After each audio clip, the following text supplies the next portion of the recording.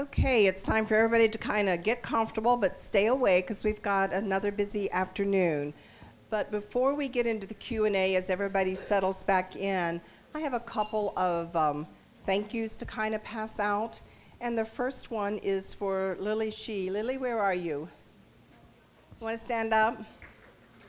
Okay. Yeah. Lily's mother had MSA and passed away a few years ago, and they have a foundation called Cure MSA, and the foundation made a nice donation to help put this conference on today. So we are so appreciative of Lily continuing to support the MSA awareness program, and as her website says, we do hope to cure MSA. Thank you, Lily.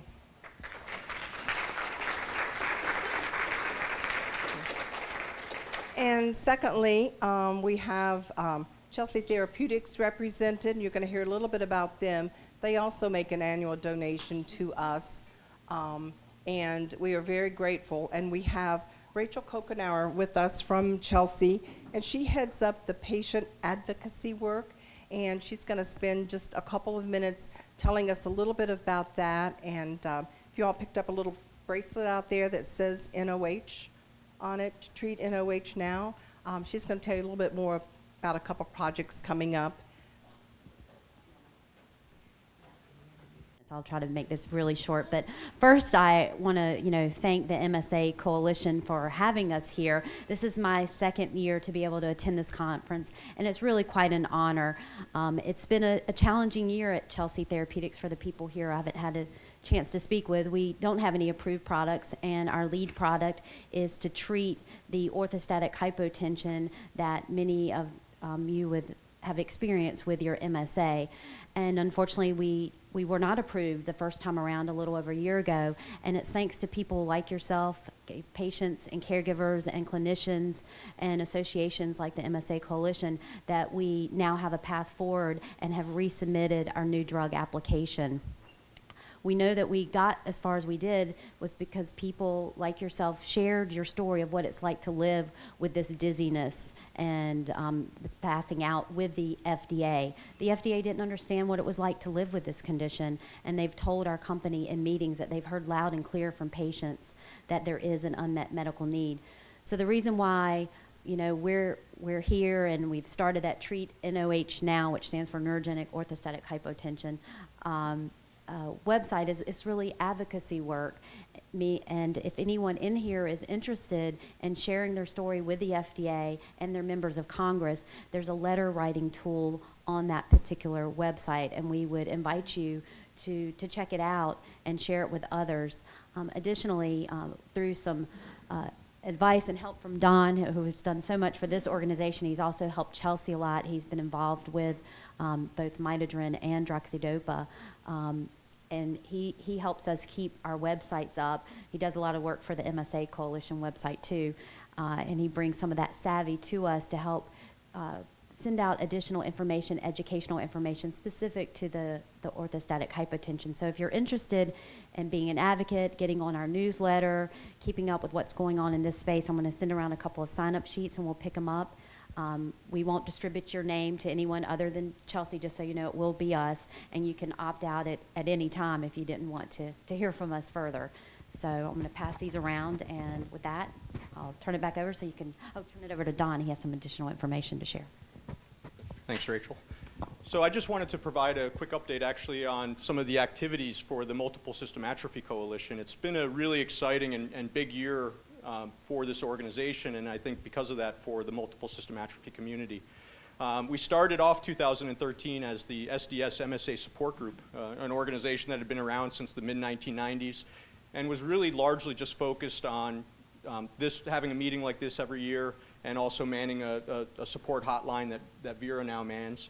And aside from that, it was we really struggled over the years financially, and a couple of years we actually couldn't even host these meetings because we didn't have the money to do so.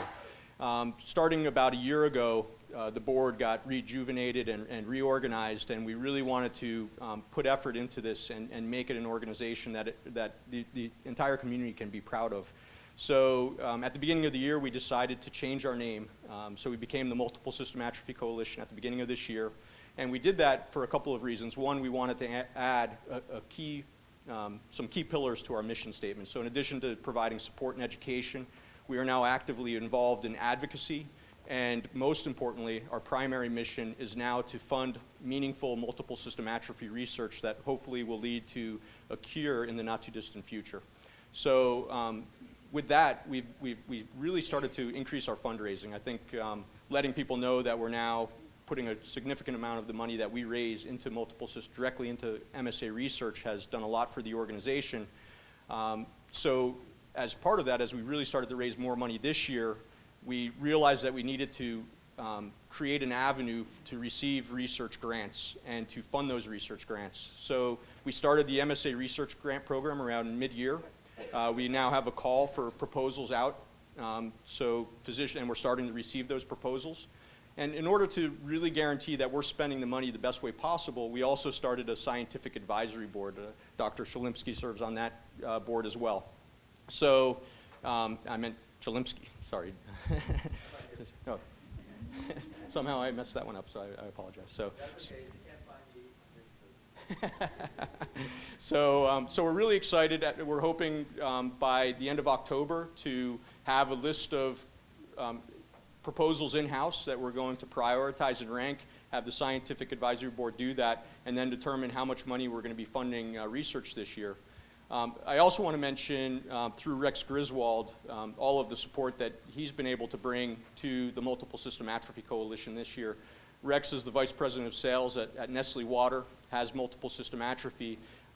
Nestle Waters is a big supporter of the CARE Foundation, and the CARE Foundation each year picks a charity, any type of charity, to shine the spotlight on. And this year they chose multiple system atrophy because of Rex. So thank you very much, Rex.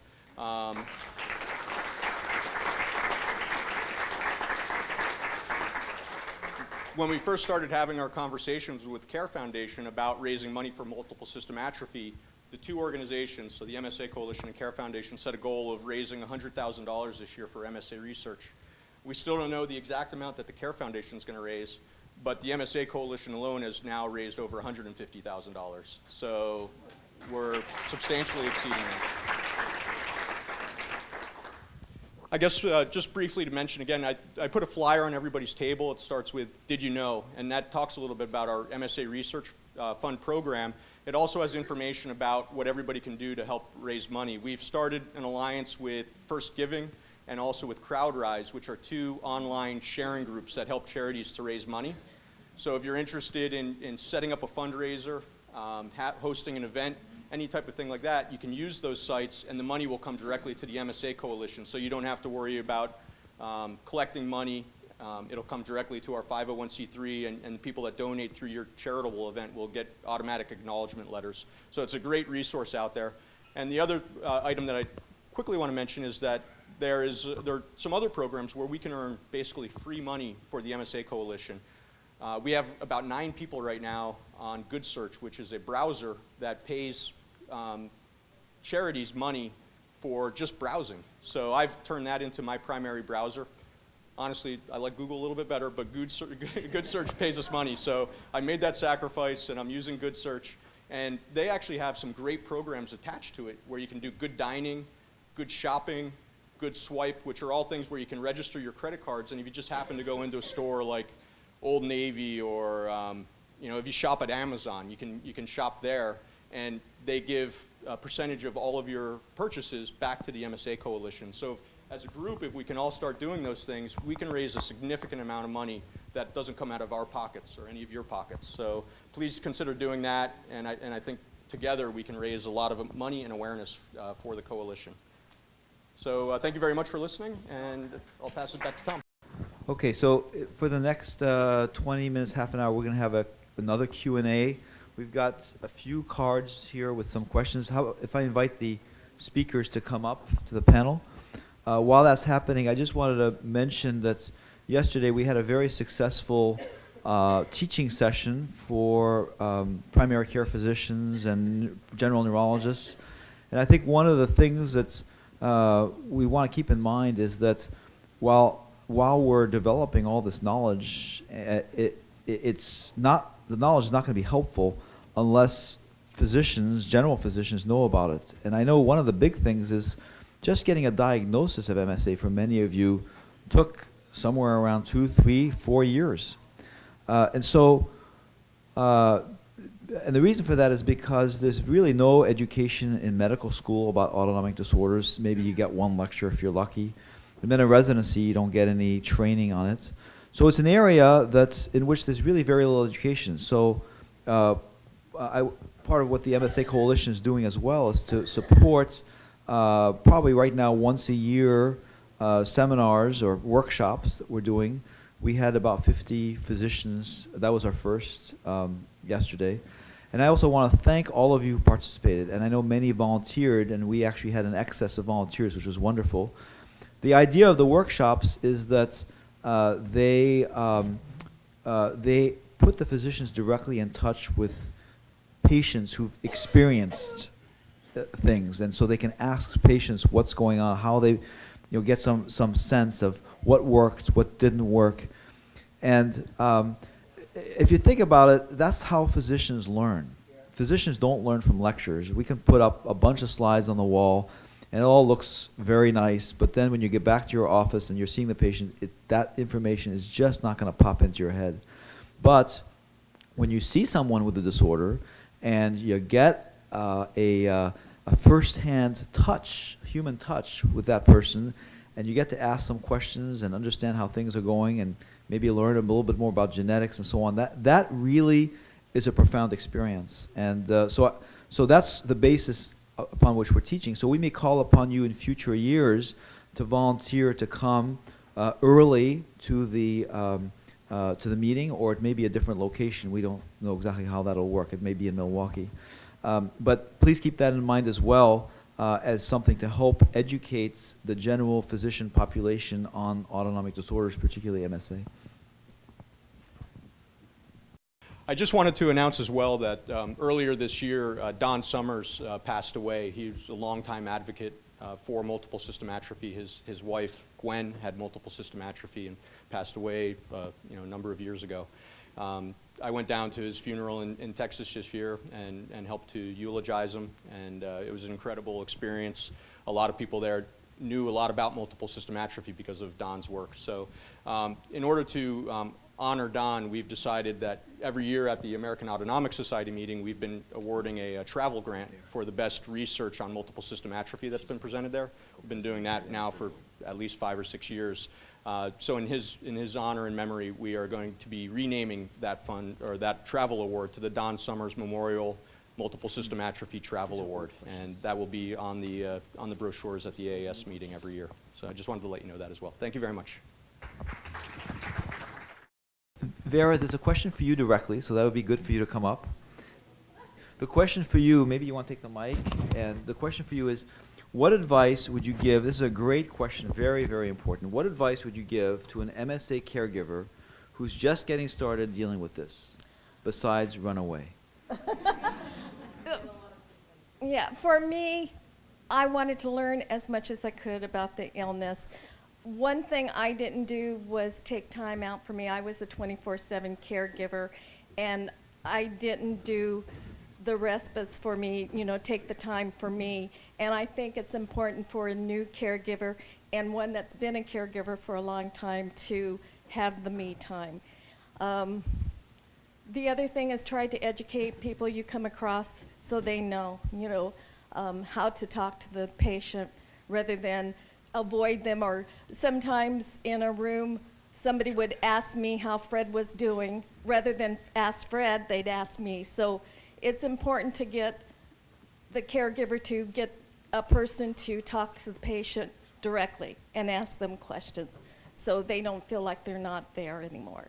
So learn, to ask your doctor questions all the time. Just, search and find things that's going to make it easiest to care for them. All right, so sure, well, I'll start off.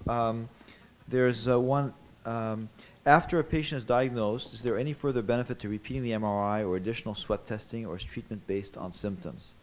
So really, after you've established the diagnosis, by and large, there's really no need to do any additional testing. The testing is primarily to establish the diagnosis. But common sense is the rule. If there is a specific question, for example, we're not sure if it's MSA or not. We're not sure if maybe there was some improvement and therefore it's, because MSA can decline, so maybe it's not MSA, then a test makes sense. Or if there's a specific treatment that we're trying to figure out whether it's doing something or not, maybe a test makes sense. But in general, once the diagnosis is well established, then you don't need further testing. It might be that you need another MRI because the diagnosis is not well established. Someone thinks maybe it's MSA, maybe it's something else, and it often takes 1 or 2 years to be 100% sure that the diagnosis is what it is. Especially, you don't want to give this kind of a diagnosis, which is pretty bad, without being quite sure that that's what it is. On the other hand, people do like to know what they have, even if it's not the greatest thing, because at least you know what you're dealing with. Paula, why don't you go next? I'm going to try to tackle this question. And, you know, we all here recognize some of you as our patient. We have great respect for you all. We all realize how hard this is, and please believe us, it's hard for us too to give this diagnosis, and we're trying to do the best we can in managing this. In many ways, you sort of, and I'm linking this into this question about the coordination of care. Unfortunately, you are a rare disease, or fortunately, I guess, whichever way you want to look at it. I think the model that would fit best in terms of the care coordination would be what we do for ALS patients, where there are ALS clinics. The patient comes in once every 2 months, 3 months, whatever. They see the speech therapist, the occupational therapist, the social worker, the physical therapist, the neurologist, and you name it. And I think ideally that's what we would like for you, except, again, we don't have a volume large enough to really establish such program at this point. But ideally, you need a team, indeed, because you're going to need a gastroenterologist maybe you're going to need a neurourologist, you need a physical therapist, you'll need a speech therapist. Problem is, we don't know how many of you are going to need everything at a specific time, but we know that at some point you will.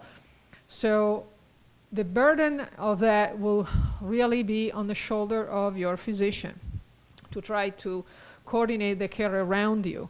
Now, I obviously live in a privileged spot. It's very easy for me to grab my urology colleague, the gastroenterologist, and whatnot. If you're out in the middle of nowhere, just with a local doctor, is admittedly going to be very difficult, but they still could be your advocate and help you out in coordinating care, and have someone still needs to be the playmaker or the quarterback or whatever you want to call it, to really try to be in charge.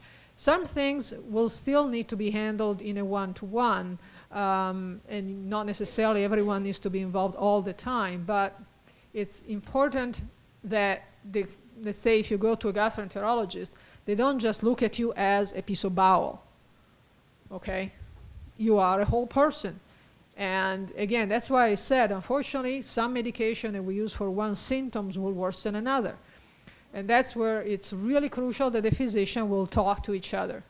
I don't have a magic answer for that. You know, it's just that no matter where you're going to be, you'll need to try to help your doctor in coordinating that, but find one physician that could be your quarterback and rely on them. That's all I can say. If anyone has any other thoughts. Yeah, I would just add that, and I'm sure in Paula's case, probably more so than my case, or certainly Tom's case, for people that come from quite a distance, you know, there's such a thing as a telephone, and we just need to get somebody locally who's willing to interact with us, so that should question, you know, all too often I've run into circumstances where the local doc wants nothing, even if it's a neurologist, wants nothing to do with this. You know, this is all, you know, so if you have somebody who's got to travel hours and hours and hours, that's kind of a burden. What I try to encourage is I can work together with your local doc, and, you know, it usually works out fine. You know. We're lucky here because in our system we actually have the option of we use a medical record system called Epic, and in Epic you can load in lots of different options in under your orders, and one of the options in our electronic medical record order sheet is Parkinson's and movement disorders rehab program. So if I click on that, that automatically gets sent to the speech therapist, the physical therapist, the occupational therapist, and anybody else that I deem necessary. So it's kind of neat. It's kind of worked out well. Oh, I guess I'm up. Okay, can you please explain in detail how MSA, I don't know if I can, how MSA affects the eyes pertaining to enlarged optic nerve, double vision, and fixated stare? Our optometrist has asked if there is any help and where to find information. All right, well, let's back up here. So how does MSA affect the eyes? The first part of the question was pertaining to enlarged optic nerve. To my knowledge, MSA does not affect your optic nerve per se, and so an enlarged optic nerve is going to be due to something else. The second part, double vision. Well, folks with any kind of a Parkinsonian disorder, the most common, and bear in mind there are multiple potential causes of double vision that may be needed to be looked into, and if you're fortunate enough to have a neuro-ophthalmologist, then you can get a consultation there. But it's not uncommon for the Parkinsonian disorders patients to have double vision secondary to something called convergence insufficiency. So when I'm looking at the end of the room, my eyes are in a certain alignment, and then when I go to look at something up close, there's a series of very rapid adjustment that occur in the lens and in the focusing mechanism of your eyes. If that doesn't occur real rapidly, then you'll experience transient double vision. But I would certainly not. That's kind of a diagnosis of exclusion. You want to make sure it's not something else that could be more serious and totally unrelated. And then the last part is, what about fixated stare? Absolutely. That's a very common finding in any of these disorders. And along with the reduction in eye blinking that is oftentimes seen, one of the things that patients can have problems with is dry eyes and even corneal abrasions. So, good eye hygiene and use of lubricants is important, but the fixated stare is just part of the disorder, kind of like the loss of spontaneous facial expression, change in speech quality, and so forth. But again, enlarged optic nerve, not a part of this. As far as what to tell your optometrist, well, there's a lot of resources. I'd encourage them to ask the optometrist to get in touch with you guys, with the organization, with a lot of resources on the web. Or call us. Okay. Yeah, so I was going to see if, so Julie, would you tell us, I have a question for you. Would you tell us a little bit about what are the do's and don'ts at home for patients who have balance issues and so on and so forth, and how do you balance both yours and my recommendations for lots of exercise and the need for safety?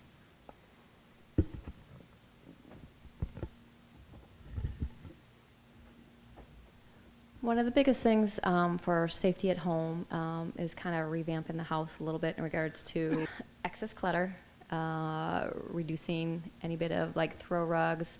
If you have automatic kind of night lights that come on with movement, especially at night, because most of our falls occur when there is low vision and we're getting up and we're a little bit groggy usually, when we first get up in the morning and we're going to the bathroom. We're in a hurry because we're trying to make it to the toilet.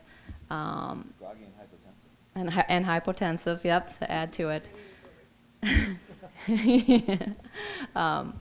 We need to make sure that, first of all, that we've got a good night light, that we may have supportive slippers, and that's not your ones that you just kind of slip into, but that have a good supportive sole, grab bars, anything that's safety regulated by the toilet.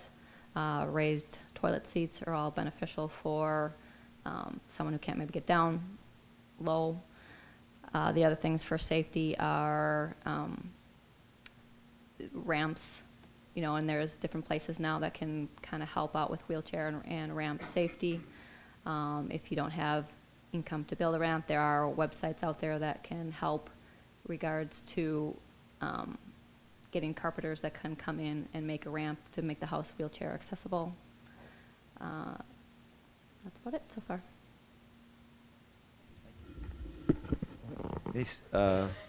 So that this is very helpful. Thank you. It's very important. All the things that she mentioned, I want to just emphasize, especially the bright light and also the glass of water at your bedside. If hypotension is a big issue, that can be very helpful. Next question is, can you touch on discoloration of feet and mottled skin? And that certainly is a very typical finding in pretty much all types of autonomic disorders, not just multiple system atrophy. So we see that in diabetics who have issues, Parkinsonian of any type, even young patients who have POTS, which is only a very distantly related disorder, have this. And the discoloration really, if you think of the autonomic nervous system as being sort of like the distributor cap in your car or the computer in your car, it is constantly shifting blood from one organ to another, making sure that muscles have enough flow, that skin has enough flow. If you think about the number of variables that have to be compensated for in making that determination, it's really it's mind-boggling. So you have to consider, am I upright or not? If I'm upright, then the pressure gradient in the skin is going to be much greater, so you're going to have to constrict the vessels a little bit more. Is it cold or not? And what situation am I? I'm a very cold situation. I need to cut off the blood supply of the skin because I've got to make my skin an insulator. Is it very hot? Then I've got to dilate the skin and let the heat out of the body. And I have to think about the skin itself. Is the skin have nutritive requirements? Is there some area that's just got a scar or that just got wounded where there needs to be blood going to it in order to feed the skin itself? So if you think about that, those are pretty much some of the many variables that the brain has to constantly be thinking about. And fortunately, that's not our cortex. That's not anything we have to consciously do. That's all done for us in the brainstem. But the circuits that are involved are the autonomic circuits. And since those become damaged over time in any disorder that involves the autonomic nervous system, one of the first things we see is that the ends of the extremities become red inappropriately, particularly when you stand up, because now the ability to close those vessels is gone. Now, those are not the same vessels we're talking about as the ones we need to maintain blood pressure. Those vessels really don't let not a huge amount of blood through them. But so if you let a little bit more blood through your skin, it's not going to cause your blood pressure to drop. Most of that is in the muscle and in the stomach. But nonetheless, if you let too much blood through, then your leg will turn color. It'll become purple or red. And that's indeed what happens. It just simply is loss of control. And that tends to worsen, like everything else, tends to worsen over time. Maybe not pretty, but it's not dangerous, I put it this way, though. Okay. You have to stop modeling if you were modeling before. So there was there is a question regarding how does high altitude impact the breathing in MSA. With this condition, as we had mentioned, the various sensors that get damaged include also the chemosensors in the brain, and thus a sensitivity to hypoxia and CO2 changes as opposed to a normal person. And generally, again, the other thing is that there is a tendency to central hypoventilation, so breathe less effectively. Thus, going in elevation will make things worse. And generally, the rule of thumb is not going up fast. Now, if people already live in a high elevation area, so let's say if you are from Peru or wherever, your body is probably already acclimatized, but yes, the capacity to adapt to that is going to be lost and will worsen your respiratory status. In areas such as Denver, although it's a mile high, should not really have a major impact. The more significant impact is once you reach more 9,000 feet and up. I would not recommend going to Everest, that's for sure. But you might realize that if you particularly go from sea level to, let's say, a ski area, even if you don't ski, but you just go there for vacation or stay in cooler area with your family, you watch it, because particularly at night you might have more issues with desaturation. So. I want to tack on to the discussion regarding sort of practical things in the home, and particularly what you have on your feet. If you have the Parkinsonian variety of MSA, chances are you have shortened steps and decreased step height and stride length, and you may have some shuffling. And it turns out that for those folks that are shufflers, having grabby footwear like the latest Nikes or the latest New Balances, they really got great grip. That may not be a good thing, because you know, they're already experiencing again, you know, it's sort of the shuffling gait, not lifting their feet up. And if you have on grabby footwear or real good traction footwear, it may actually result in a fall because their feet get stuck. There's this phenomenon called freezing. You'll see it as stutter stepping. They'll have these little tiny steps, especially when they're first getting started or going through doorways or going to turn and sit. And so sometimes it's better for them to have on something with a smoother sole, actually, so that their feet don't get stuck. The flip side would be if you have the ataxic variety of MSA, any cerebellar disorder, you need that grabbiness because you're weaving, you know, and your steps aren't regular. You may be having some variability in terms of where your feet end up, and it's better to have kind of a stickier sole. All right, so now the question I have is, what about amantadine for MSA? Side effects, et cetera, et cetera. Amantadine is an interesting drug. Amantadine was developed in the 60s and 70s actually as a treatment for flu, for preventing the flu, specifically influenza type A, influenza A, right? So anyway, it was one of these things that was discovered simply by accident, serendipitously, that some folks with Parkinsonism benefited. And the reason that amantadine can help with Parkinsonian symptoms is it does two things. One is it helps you to release the dopamine that you have. And then secondly, it has an anticholinergic effect. And one way of looking at it, cholinergic refers to acetylcholine. I think Dr. Chilimsky had mentioned that earlier. Of all the brain chemicals we have, the two that are of real importance in these Parkinsonian syndromes is the balance between dopamine and acetylcholine. If you're low on dopamine, one way you can reestablish that balance is by knocking acetylcholine down. So an anticholinergic, which amantadine is, as is something called artane, trihexyphenidyl, cogentin, or benztropine, these are anticholinergics, and they kind of help to reestablish the proper dopamine acetylcholine balance. So that's how amantadine works. Here's how I use amantadine. I will try it in very mild Parkinsonian states. It really doesn't have much of a real punch in more advanced states, with one exception. Individuals who experience dyskinesias. Now, dyskinesias occur in Parkinson's. It's not actually the Parkinson's, it's a side effect of Parkinson medications. So when you see Michael J. Fox and he's got the wiggles and waggles and can't sit still, that's not Parkinson's, it's actually a side effect of Parkinson meds. And sometimes the simple way to alleviate that is to lower the dose. But some people, their therapeutic window is so narrow that they really don't have any wiggle room. So if you throw amantadine in, it can actually really suppress those dyskinesias. A couple of problems with amantadine that are kind of unique, and it has to do with, I think, the question that Tom had fielded about the modeling of the extremities. There is a peculiar rash. It's not actually a rash, it's a discoloration called livido reticularis that amantadine can cause, and it can also cause peripheral edema.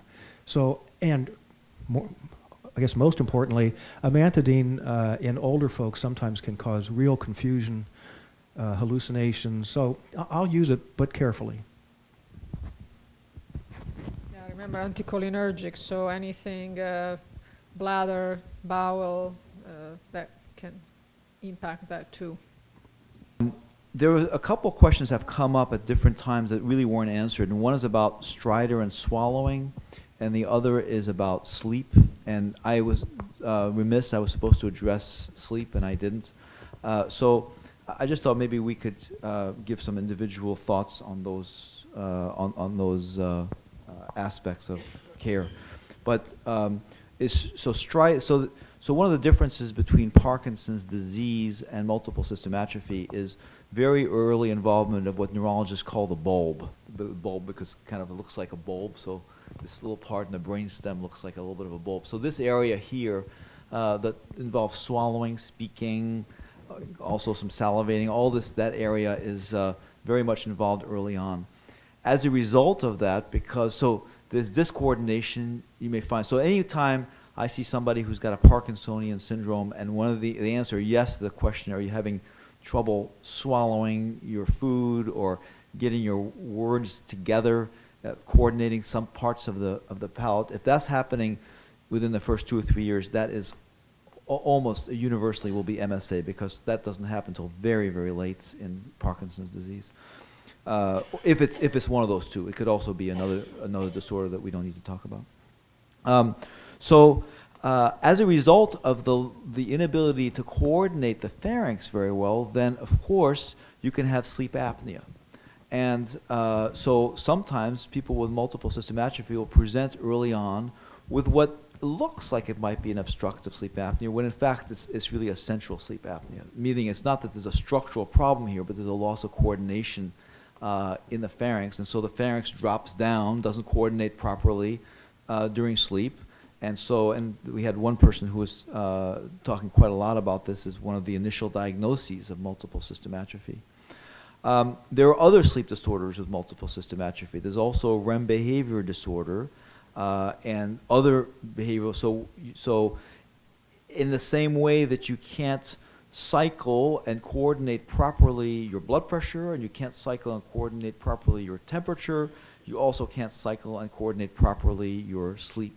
So sleep cycles are very precise, and there's a time in which you're paralyzed so that you don't act out your dreams. Probably more so in Parkinson's disease, but certainly in multiple system atrophy as well, that can go awry. So one of the first symptoms can be very vivid dreams, very active, acting out during dreams, and the bed partner can be the one who calls attention that there's something wrong. So sleep, it really has to be attended to. The apnea types can often be helped. REM behavior disorder has some medications one can use. So maybe I'll ask the other physicians if they also have comments about swallowing and sleep. Well, I tried to cover a little bit of the swallowing while I was going around with Right, you did, questions. yeah. So I don't want to belabor it too much because we're going to be late. But basically, again, with swallow valve, with a therapist, they can identify food items that are going to be easier for you. They can give you tips about how to swallow, in what position to keep your chin when you swallow, and again, when to drink, when to have something soft, and so forth, and tricks to swallow, particularly things like pills that are usually a nightmare. Yeah, of course. Me not add something? Hey. Come on. Oh, one thing, when we're talking about this part of your structure, your neck, and I had a lady all the way from Alhambra, California, a very nice lady that stopped me in the hallway and asked about her husband, who has something that we sometimes see in MSA, which is referred to as head drop. So this kind of a phenomenon, I would encourage you, before assuming that it's MSA, to see a neuromuscular specialist, because there are other conditions like myopathies, inclusion body myositis, myasthenia gravis. There are other things that need to be ruled out. But if they have been ruled out, then we know that MSA does, in some instances, cause head drop, and that can be very much related to the respiratory stridor as well, that Tom talked about, the difficulty breathing. Okay, I think in the interest of time, we should go on. I'm sorry, there's some additional questions. Some of these will be answered, some of the questions about disease. Can you, just one, the Yeah. top one there, I think that's important. Why do men get this more than women? I don't know, do you? No, I mean, I remember that the study we did years ago, the ratio was 3 to 2, if I remember, something like that. And nobody knows exactly why that is. So, sorry, it's one of the many I don't know kind of thing.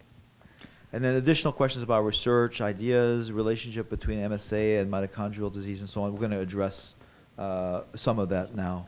Just one quick answer for this one. It's easy, relatively easy. If you need anesthesia and your anesthesiologist is not familiar with MSA, just have them contact one of us. The bottom line is all they need to know is under general anesthesia, you will be fine. You just may have a little bit longer time to be weaned off the ventilator, so they need to monitor that and monitor the blood pressure more closely because you're going to be more labile. But otherwise, they can pretty much do anything. We don't encourage more spinal anesthesia or things like that because the blood pressure can be even more labile with those procedures. But again, if you need any procedure and the anesthesiologist is not familiar or uncomfortable or what have you, I talk to them all the time. And there is really no indication for medical marijuana for MSA. Medical marijuana is great for pain. May work for, if you have nausea, okay, or some patients like it for nausea and to stimulate appetite. Depends which state you are, you may have access to it legally or not. But again, it's mainly for pain, to be honest with you. That we know of. So it binds to CB1, CB2 receptors, and to be honest, I don't know if any studies looked at it in MSA, do you? So I don't know. Okay.